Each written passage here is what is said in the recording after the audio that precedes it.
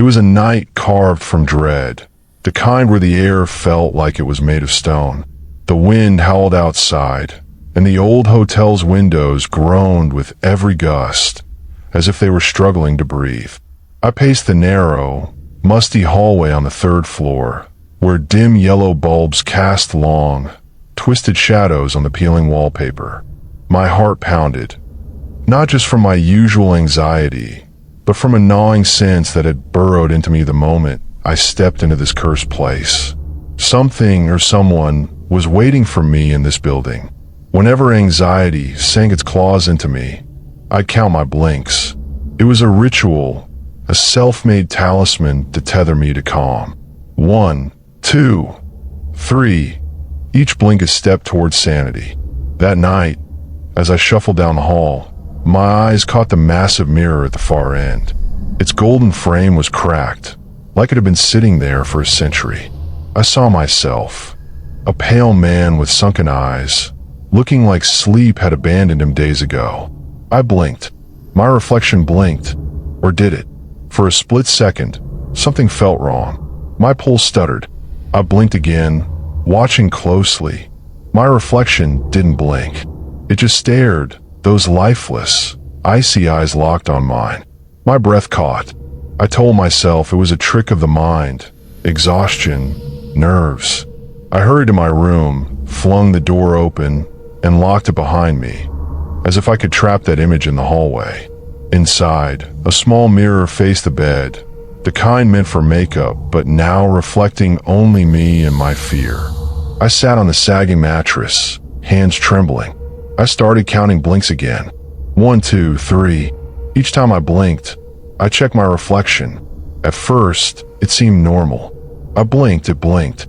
But then, I noticed a delay, a tiny lag, like my reflection was a beat behind. My heart raced. 4, 5, 6. The delay grew. Now I was sure. I blinked, and my reflection followed a full second later, like a video out of sync. My breathing turned ragged. The room felt like it was shrinking, the walls creeping closer. "Stop it, you're losing it," I muttered.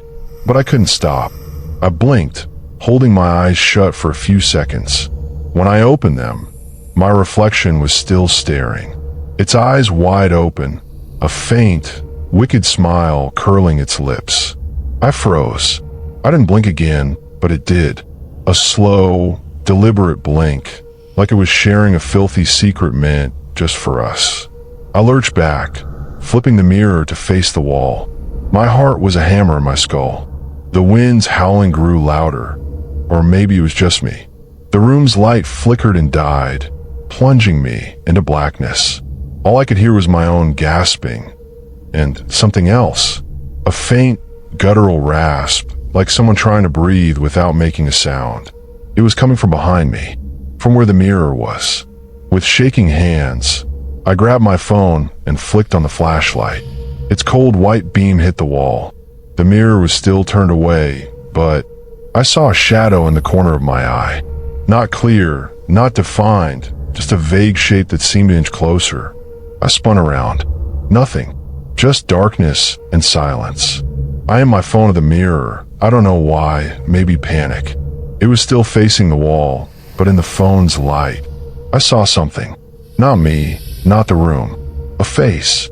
Its eyes were open, lidless, just two black pits that seemed to go on forever. Its smile stretched wider, teeth jagged and sharp. I screamed, and my phone slipped from my hand, the light cutting out. The rasping was louder now, closer, echoing in my head like it was coming from inside my skull. I scrambled to the door, threw it open, and ran into the hallway. The giant mirror was still there. I didn't want to look, but my eyes betrayed me. My reflection stared back. Except it wasn't me. It was something else. A thing with a stretched face and lidless eyes, grinning. It didn't blink. It just watched. I bolted for the stairs, my foot slipping, nearly sending me tumbling. The rasping was everywhere now, clawing at my mind. I reached the lobby, yanked the front door open, and threw myself into the storm. Rain lashed my face like a whip. I glanced back. The hotel's windows were dark, all but one. Third floor, my room. A silhouette stood there, just for a moment, before it vanished. Months later, I still can't sleep. Every blink feels like a gamble. I'm terrified that when I open my eyes, I'll see that smile again. Worse, sometimes in my own mirrors. I catch a delay, a split second where my reflection seems to wait. Wait for what? I don't know. All I know is I'll never, ever blink in front of a mirror again.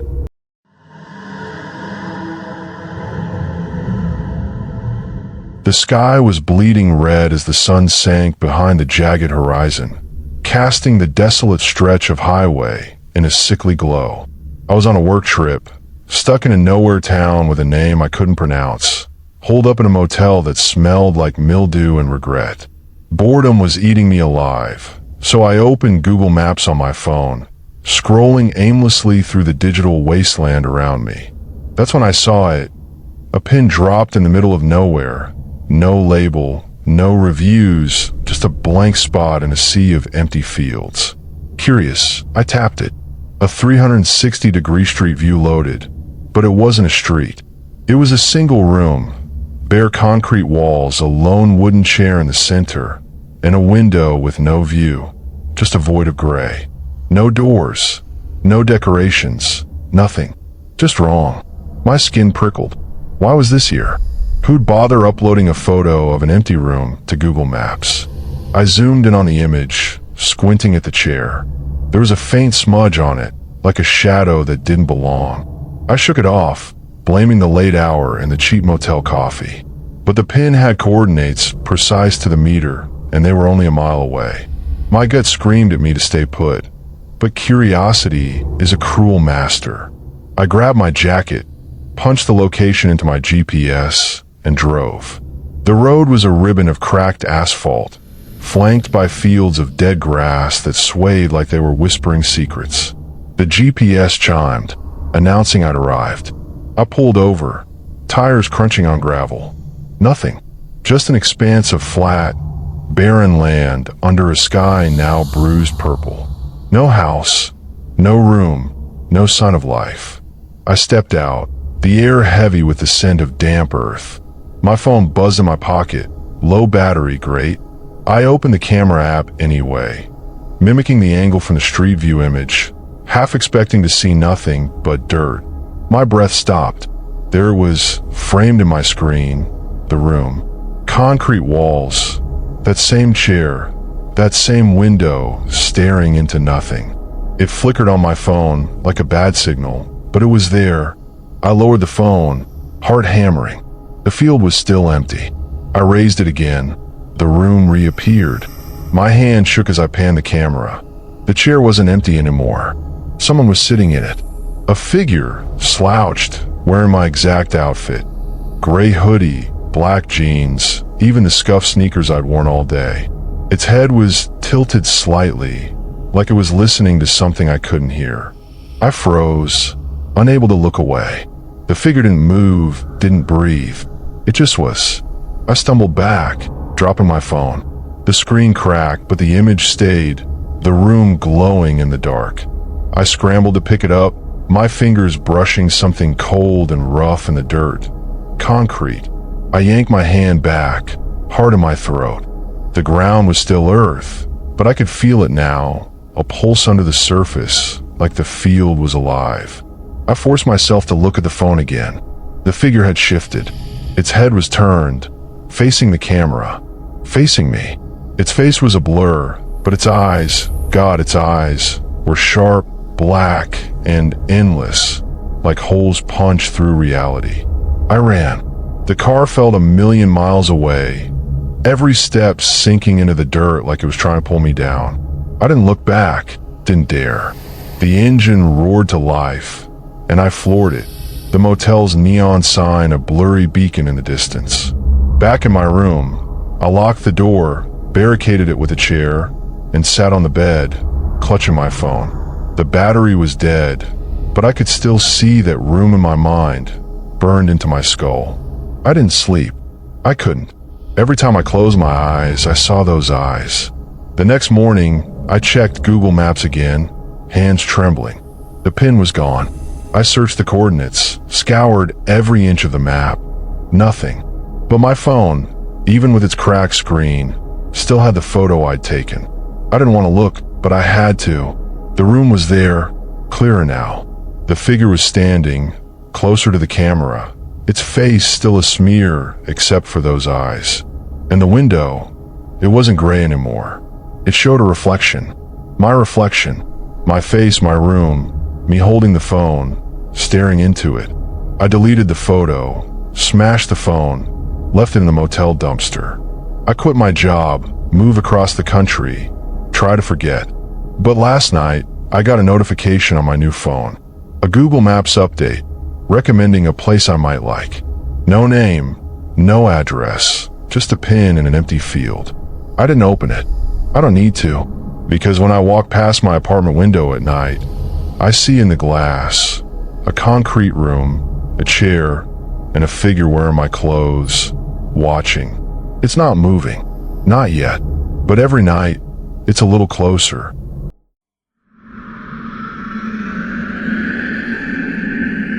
The cold was brutal, seeping through my bones like a living thing. I was alone in my apartment, the clock ticking past midnight, the city outside drowned in an eerie silence. My phone sat on the table, screen dark, until it flared to life without warning, a notification pulsing with no sender, no app name, just a stark white circle, like an unblinking eye staring from the display. I unlocked it, hands unsteady. There on the home screen was an app one didn't recognize. Its icon was that same white circle, no label, no trace of familiarity. I hadn't installed it, I was sure.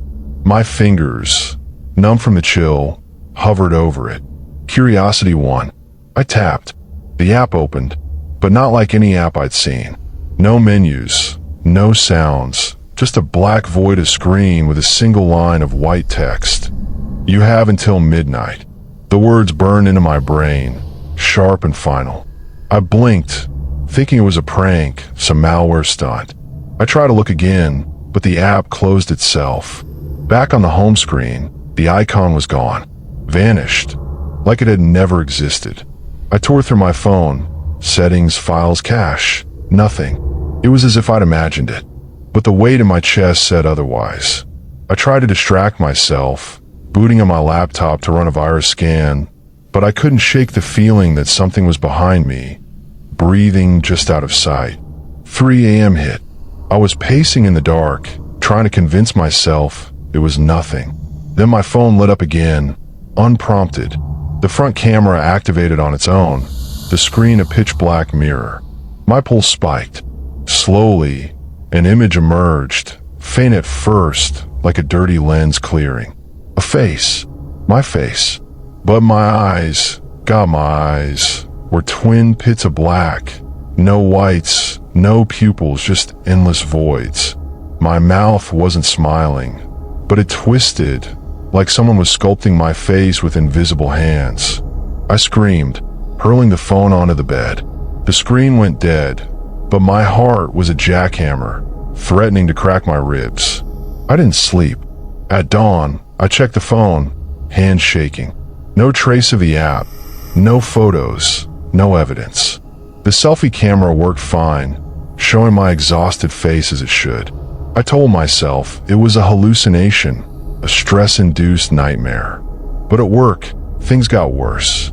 People stared, their glances lingering too long. The office's front door security camera, which always scanned my face, flashed an error. The guard frowned. "System doesn't recognize you," he said. I laughed it off, blaming a glitch. But later, on the subway, the surveillance camera's green recognition lights stayed red for me. It was like I wasn't me anymore. The next night, it escalated. I was cooking dinner when the TV flicked on by itself. Static filled the screen, but in the center, that white circle pulsed like a heartbeat. I hit the power button. Nothing. Seconds later, it flared back on. No static this time, just the feed from my phone's selfie camera. Those black pit eyes, my face but not mine, staring out from the screen. It felt closer, like it was pressing against the glass. A low, guttural rasp came from the speakers, like something breathing through a throat that wasn't human. I yanked the TV's power cord, but the image stayed, the sound growing louder. I bolted from the apartment, running through the freezing, empty streets.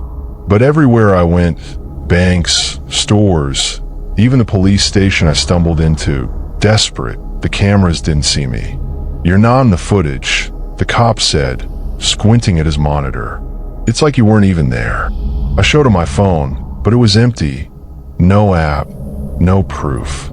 Just the suffocating certainty that something had latched onto me, burrowed inside. Now, weeks later, I haven't left my apartment.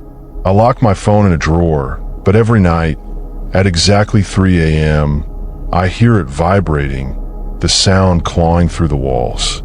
I don't dare check it. Worse, the mirror in my room, it's wrong. When I pass by, my reflection blurs for a split second. Sometimes my eyes are those black voids. Last night, as I lay staring at the ceiling, the bed shifted like someone, or something, had settled beside me. I felt its breath, cold and wet, grazing my neck. I turned, but nothing was there.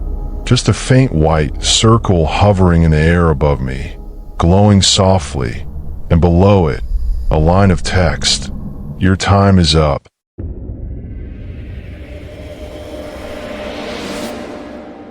Rain pounded the window like rusted spikes, and the darkness in my room pulsed, alive, as if it had a heartbeat.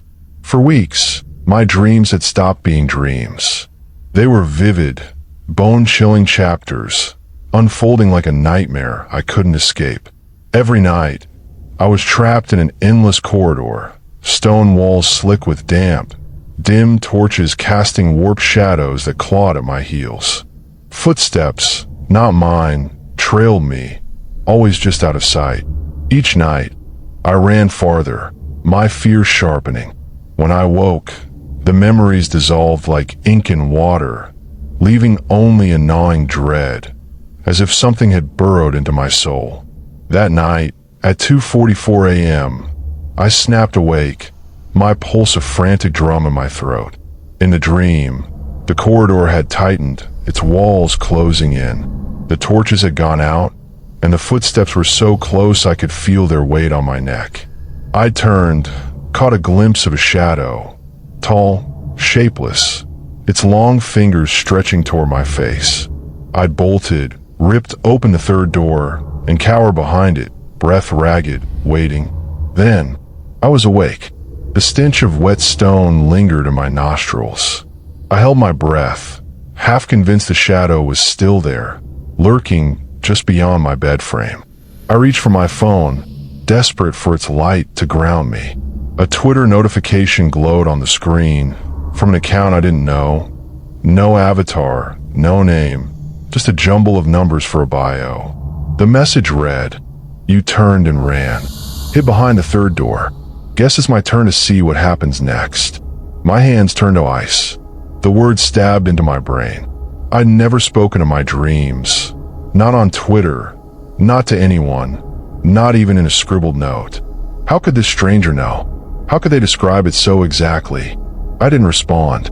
I blocked the account, shut off my phone, and tried to sleep. But as my eyes closed, I felt something stir in my mind, like a finger rifling through my memories. When I woke, part of the dream was missing. I remember hiding behind the door, but what came next? It was as if someone had sliced that piece of my mind away. Later that day, the same account messaged again from a fresh profile. "Last night, I opened the third door. You weren't there. Something else was. Want to know what?" My gut churned. I didn't block it this time. I hurled my phone into a drawer and locked it tight. The nights that followed were wrong. The corridor was still there, but I wasn't always in it. Some nights, I saw only blackness, as if my mind's lens had been shuttered. When I woke, I felt tampered with, like someone had torn pages from my consciousness. The messages kept coming, always after I lurched awake. Tonight, the corridor stretched longer. Something dripped from above. Or The third door's handle burned. I didn't open it. Would you? Each word felt like a theft, stripping away fragments of me. One night I broke. I typed back, "Who are you? Why are you doing this?" The reply came instantly. "I'm the one dreaming your dreams now. You don't need them." My phone flickered and went dead. When it powered back on, Twitter was gone. App, account, all of it, erased like it never existed. But the presence remained, a certainty that something was squatting in my skull. Now, weeks later, my dreams belong to someone else. Some nights, I see nothing, just wake with a skull-splitting headache and the sense that my mind's been rewritten. In the daylight, visions flicker unbidden. A skeletal hand reaching for a door, a shadow slithering through the corridor, a whisper hissing my name. But last night was worse. I woke at 2:44 a.m., the hour seared into me. My phone was off, but a faint glow leaked from under my bedroom door. I rose, opened it. My hallway should have been there. Instead, it was the stone corridor for my dreams, torches sputtering, air thick with mildew. At the far end, a shadow stood, head cocked, as if listening. It turned, and I swear it wore my face, me, but with eyes of solid black. I scrambled back, locked the door, but even now awake I feel it. The shadow's here, in my thoughts, my dreams, in every dark corner of my room. Worse, it's closing in. Tonight, I don't want to sleep. My eyelids are heavy, and a voice in my head murmurs, "My turn. Sleep." Now that this story sent chills down your spine, dare to share your own eerie experience? Drop in the comments or on X. Let the world feel your fear. Maybe you've got a dark secret waiting to be uncovered. But beware, some stories are better left in the shadows.